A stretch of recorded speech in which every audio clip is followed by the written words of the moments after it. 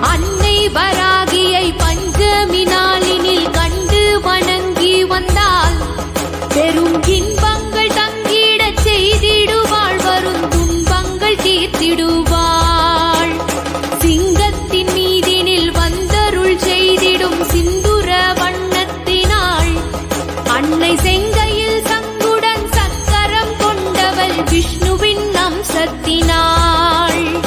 பச்சை நிறத்தவள் இச்சை கெடுப்பவள்